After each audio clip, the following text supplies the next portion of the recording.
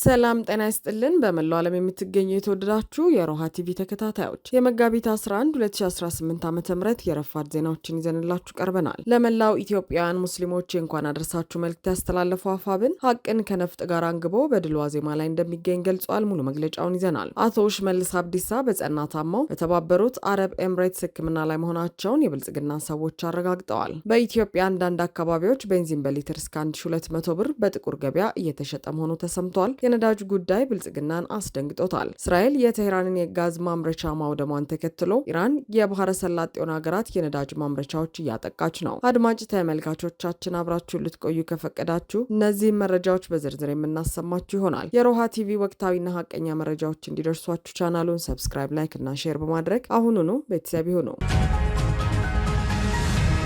ለመላው ኢትዮጵያውያን ሙስሊሞች እንኳን አደረሳችሁ መልእክት ያስተላለፈው አፋብን ሀቅን ከነፍጥ ጋር አንግቦ በድል ዋዜማ ላይ እንደሚገኝ ገለጸ። የአማራ ፋኖ ብሔራዊ ንቅናቄ ባወጣው መግለጫ ለመላው ኢትዮጵያውያን ሙስሊሞች ለኢድ በዓል እንኳን አደረሳችሁ ብሏል። ድርጅቱ በመግለጫው በተለይም ስለ ህዝባችሁ ነጻነት ስትሉ ለነፍሳችሁ ሳትሳሱ በዱር በገደሉ የተዋደቃችሁ ከምትከፍሉት መራር ዋጋ ጎን ለጎን ይህን ታላቁን የረመዳን ወር በጾምና በጸሎት ያሳለፋችሁ የአማራ ፋኖ ብሔራዊ ንቅናቄ አመራሮችና አባላት እንዲሁም ደጋፊዎቻችን ከፈጣሪ ዘንድ እዝነትና በረከት ለሚታደልበት የኢድ አልፈጥር በዓል እንኳን አደረሳችሁ ሲል የመልካም ምኞት መግለጫውን አስፍሯል። የአማራ ህዝብ ላለፉት በርካታ አስርት ዓመታት ከደረሰበትና አሁንም እየተፈጸመበት ካለው መንግስት መር የጅምላ እልቂትና ጭፍጨፋ እንዲሁም የሀብትና ንብረት ውድመት ውስጥ የእስልምና ሃይማኖት ተከታይ ወገናችን ከፊት ተሰላፊ ነው ብሏል። መግለጫው አክሎም ወገኖቻችን በክልሉ ውስጥና ከክልሉ ውጪ አማራ ጠል እሳቤ ባነገቡ ቡድኖችና የጸረ አማራነት ትርክትን ስጋ አልብሶ በሚንቀሳቀሰው አገዛዝ በሚፈጸምባቸው ጭፍጨፋ በርካቶች ህይወታቸው ተቀጥፏል። ሀብትና ንብረታቸው ወድሞ ለከባድ ማህበራዊ ምስቅልቅል ተዳርገዋል። በዚህ ጸረ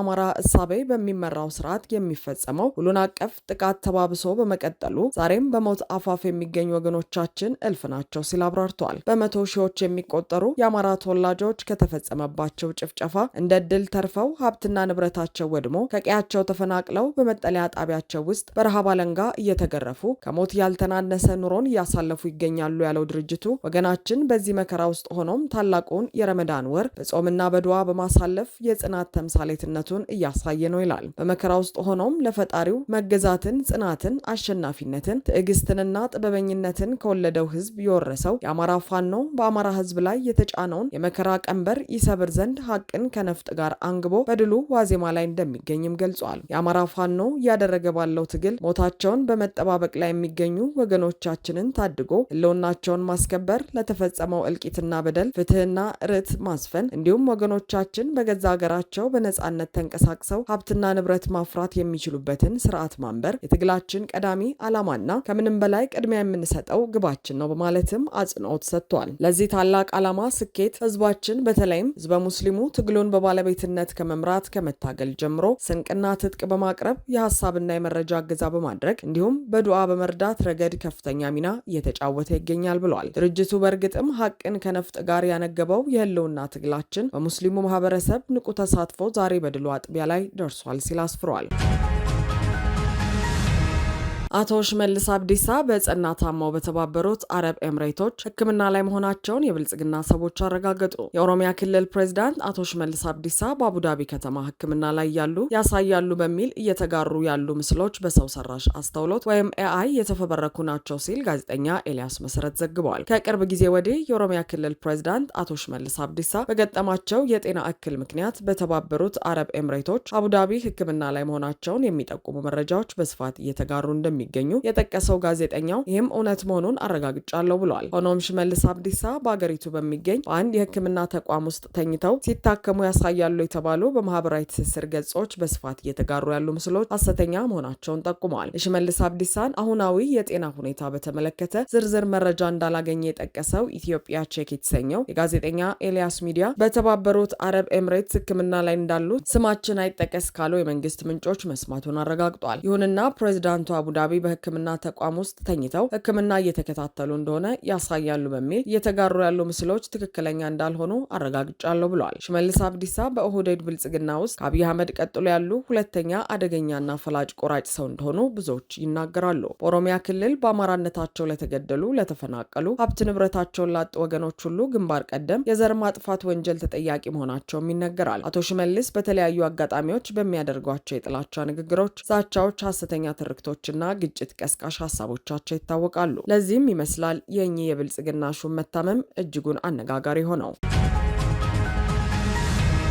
በኢትዮጵያ አንዳንድ አካባቢዎች ቤንዚን በሊትር እስከ 1200 ብር በጥቁር ገበያ እየተሸጠ መሆኑ ተሰማ። በአሶሳ ከተማ ከዚህ መጋቢት ወር መጀመሪያ አንስቶ የነዳጅ እጥረት መስተዋሉ የተገለጸ ሲሆን በተለይም ቤንዚን ከነዳጅ ማደያዎች ማግኘት እንዳልተቻለ አሽከርካሪዎችና ባለንብረቶች ይናገራሉ። ከመጋቢት 2 2018 ዓ.ም ጀምሮ ቤንዚን መደበኛ ካልሆኑ ግብይቶች ስርዓት ወይም በጥቁር ገበያ ከ1000 ብር እስከ 1200 ብር በሊትር እየገዙ እንደሚገኙ ዶቼ ቬሌ አነጋገርኳቸው ያላቸው ነዋሪዎች አመልክተዋል። ነዳጅ በማደያዎች መደበኛ በሆነ መልኩ ማግኘት እንዳልቻሉ የተናገሩት አቶ ትግሉ ተመስገን የተባሉ ነዋሪ በአሁኑ ወቅት በድብቅ በሊትር እስከ 1200 ብር እየገዙ እንደሚገኙ አመልክተዋል። ይህም ከዚህ በፊት ይገዙበት ከነበረው ዋጋ 800 ብር ያህል ጭማሪ ማሳየቱን ጠቁመዋል። ሌላው የአሶሳ ከተማ ነዋሪ አቶ ተስፋ ያረጋ እንደተናገሩት በቅርቡ የተስተዋለው የነዳጅ ዋጋ ሞተር ሳይክልና ባለሶስት እግር ተሽከርካሪዎች የስራ እንቅስቃሴ ላይ ተጽዕኖ ማሳደሩን አመልክተዋል። ወትሮውኑ ከማደያዎች በመደበኛነት ቤንዚን ማግኘት አዳጋች እንደነበር የተናገሩት አቶ ተስፋ ያረጋ በቅርቡ